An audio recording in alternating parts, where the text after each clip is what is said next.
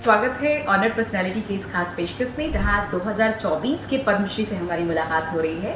इस वर्ष 2024 में डॉक्टर प्रोफेसर पद्मश्री रामचेत चौधरी जी को खास तौर से काला नमक चावल के लिए और उसकी खेती के लिए, उस पर किए गए अनुसंधान के लिए पद्मश्री सम्मान से सम्मानित किया गया है। तो आज की हमारी सीरीज में और आज की हमारी बातचीत में शामिल है डॉक्टर प्रोफेसर रामचेत चौधरी, जो गोरखपुर से आते हैं। स्वागत है सर आपका हमारे इस कार्यक्रम में। काला नमक की प्रजाति है जो विलुप्त प्राय हो चुकी है भारत में, जिसके लिए आपको ये सम्मान दिया गया है। क्या कुछ है ये, जरा हमारे दर्शकों को बताएं। काला नमक क्या है और ये खास तरह की जो धान की प्रजाति है, ये भारत में कहाँ उगाई जाती है और कैसे किसान इससे जुड़े हैं? लंबा इतिहास है काला नमक का, और ऐसा लिखा भी है और ऐसा कहा भी जाता है कि भगवान बुद्ध ने प्रसाद के रूप में इसको सिद्धार्थनगर जिले के किसानों को दिया था।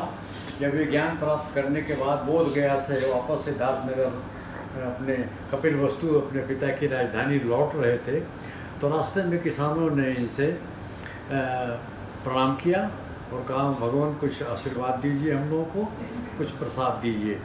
तो भगवान बुद्ध ने अपनी झोली से एक मुट्ठा धान निकाल के किसानों को दिया और ये बोले कि आप इसकी खेती करिए निचली ज़मीन में, और ये इसकी जो सुगंध है वो हमारी याद दिलाएगी, और इसमें जो छिपे हुए गुण हैं, पौष्टिक तत्व हैं, वो हमारा आशीर्वाद है। तो ऐसा कहा जाता है कि पिछले 3000 वर्षों से लगभग इसकी खेती होती रही, लेकिन कोई भी और अनुसंधान नहीं हुआ था, बल्कि बाद के और धानों पर तमाम अनुसंधान हुआ। इसकी नई प्रजातियाँ आई, पौनी वाली आई, जिनकी उपज बहुत ज़्यादा थी।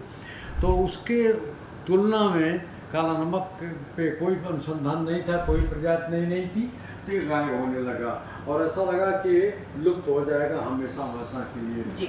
उस मौके पे फिर हमने जो है इस पर अनुसंधान का काम शुरू किया और इसकी 4 प्रजातियां हमने काला नमक की दी। KN3, बौना काला नमक 101, बौना काला नमक 102, और सबसे जो नवीनतम है वो है काला नमक किरण। इसकी पैदावार दुगनी है पुराने काला नमक की और गुणवत्ता वही है। तो अब ये खेती पर इसकी पुनः जोर हो रहा है, और ख़ास तौर से इसके जो पोषक तत्व हैं, वो पोषक तत्व इतने अच्छे हैं कि हम इनको कोई शक नहीं है ये कहने में कि विश्व का सर्वश्रेष्ठ चावल है। क्या बात है सर। जब हम बात करते हैं विलुप्त प्राय चावल काला नमक की, तो ऐसा मानते हैं कि मुझे लगता है देश के तमाम 80 से ज़्यादा प्रतिशत ऐसे लोग होंगे जिनको काला नमक जैसे धान की प्रजाति के बारे में जानकारी नहीं है। छोटे और सीमांत किसान भी हैं जिन्हें इसकी उपज के बारे में भी जानकारी नहीं है। हमारे छोटे छोटे किसानों को कैसे जोड़ेंगे इससे, और उनको इस खेती के जरिए कैसे फ़ायदा हो, लाभ हो, इस बारे में क्या बताएंगे? देखिए, अभी इसका हमने भौगोलिक सूचकांक करवा दिया है। तो प्रमुख रूप से 11 जिले जो पूर्वी उत्तर प्रदेश के हैं, उसमें कि गोरखपुर मंडल के 4 जिले, बस्ती मंडल के 3 जिले और देवीपाटन मंडल के 4 जिले हैं। तो यहाँ पे इसकी खेती करने पर इसमें जो सुगंध है, इसकी गुणवत्ता पूरी होती है। तो भौगोलिक सूचकांक इसी नाते इसका करवाया गया है। अब किसान को जागरूक किया जा रहा है, और मुझे कहते हुए हर्ष हो रहा है कि पिछले 10 वर्षों में काला नमक का क्षेत्रफल जो है अब 80,000 हेक्टेयर में हो गया। प्रोफेसर डॉक्टर रामचेत चौधरी का विदेशों में भी बड़ा एक्सपोजर रहा है। आपने लगातार सर कई देशों में काम किया है, अपनी सेवाएं दी है, विश्वविद्यालयों से संबद्ध रहे हैं आप। क्या कुछ कहेंगे हमारे देश के किसानों को, जो छोटे हैं, मंझले किसान हैं और बड़े किसान हैं, लघु किसान हैं, उनको अद्यतन बनाने के लिए, उनको मॉडिफाई तरीके से खेती की जानकारी देने के लिए, और वो थोड़े मॉडर्न टेक्निक से खेती कर सकें, इसके लिए सरकार को क्या करना चाहिए और क्या कुछ सुझाव हैं? सरकार की तमाम योजनाएं हैं और वो किसान को ही ध्यान में रख के वो बनाई जाती हैं। जैसे हम उदाहरण के तौर पर कहना चाहेंगे कि अभी प्राकृतिक खेती की बात सरकार चला रही है, जैविक खेती की बात चला रही है, जिसकी योजना है परंपरागत कृषि विकास योजना। जो खेती करने वाले किसान हैं उनको अभी शुरुआती दौर पर 1-1 एकड़ के लिए सारे खर्चे उनके दिए जाते हैं। मेड़ बनाने के लिए 1000 रुपया दिया जाता है। जैविक खेती करने के लिए जो हरी खाद का बीज है, ढैंचा, वो सरकार मुफ्त देती है। प्रशिक्षण उनका मुफ्त होता है, और वो अपना जैविक उत्पाद को बेच सकें, इसके लिए प्रमाणीकरण भी सरकार का वो सारा खर्चा बर्दाश्त कर सकती है। तो किसानों के लिए मेरी सलाह है कि सरकार की सलाह सुनें और उसका पूरा फ़ायदा उठावें। जो नई नई योजनाएं हैं सरकार की, वो बेकार के लिए नहीं हैं, वो बहुत अच्छे काम के लिए, किसानों के भले के लिए बनाई गई हैं।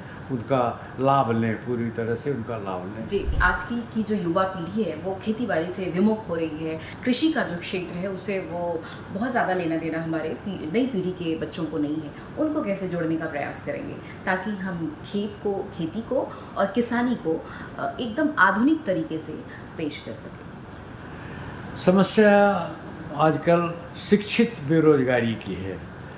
गैर शिक्षित जो अंगूठा टेक हैं उनके लिए तो तमाम अवसर हैं, मनरेगा है और उनकी तलाश जारी है।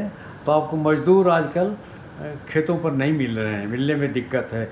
लेकिन जो शिक्षित बेरोजगारी है, जो लोग नौकरी की तलाश में भटकते हैं, उनके लिए मेरी सलाह यह है कि कोई ज़रूरी नहीं कि आपको सरकारी नौकरी ही मिले।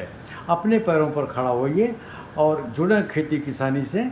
और अगर आप जो नई योजनाएं हैं, नई तकनीक है, उनका प्रयोग करके आप अच्छी खासी खेती कर सकते हैं और आप उतना पैसा कमा सकते हैं जितना कि आपको नौकरी में नहीं मिलेगा। तो लोग जुड़ें, खेती किसानी से जुड़ें। और लोग गाँव से जो पलायन करके भाग के शहरों में जाते हैं, वहाँ जितनी आमदनी वो कर सकते हैं उससे ज़्यादा आमदनी अपने घर पर कर सकते हैं। और ख़ास तौर से अपना गर्व कह सकते हैं कि हम किसी के गुलाम नहीं हैं, हम किसी के नौकर नहीं हैं, हम खुद और लोगों को भी कर सकते हैं।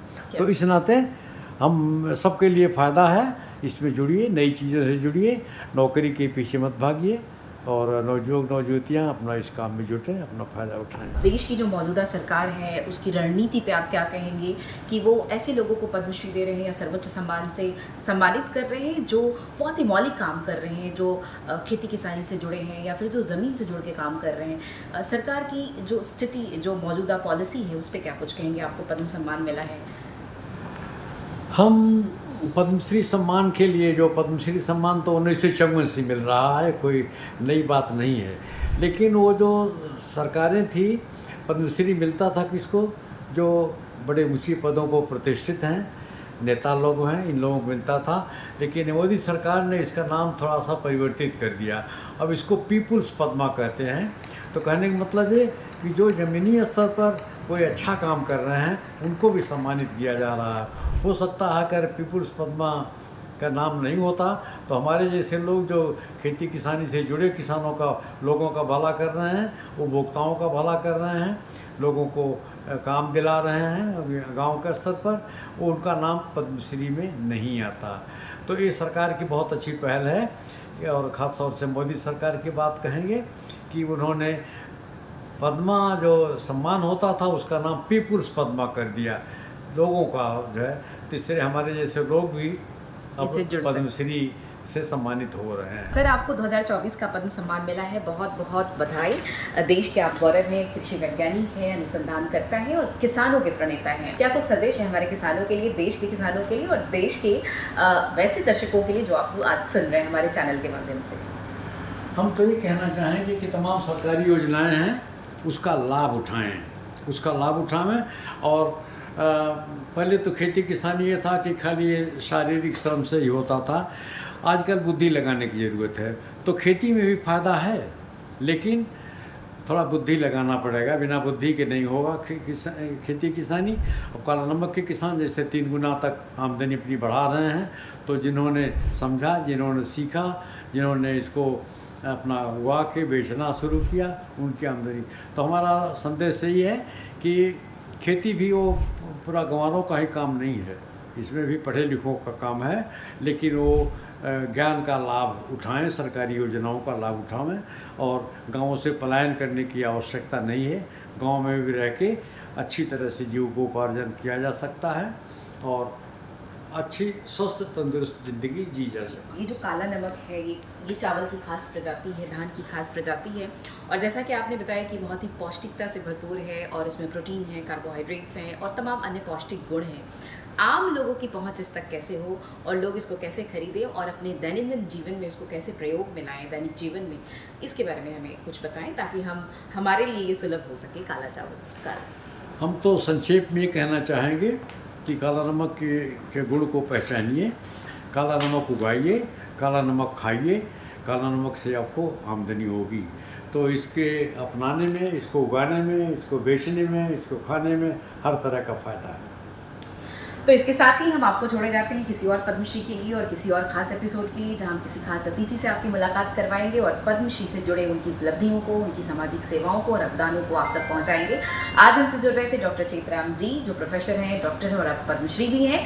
काला नमक की खास प्रजाति के लिए, जो धान की एक खास किस्म की क्वालिटी है जिसके लिए इन्हें पद्मश्री मिला है, जिसकी उपज दुनिया भर में बहुत ही लोकप्रिय है और इनके जरिए वो और भी लोकप्रिय हो गई है। बहुत बहुत धन्यवाद सर, आप हमसे जुड़े और आपने हमें अपना कीमती वक्त दिया। धन्यवाद।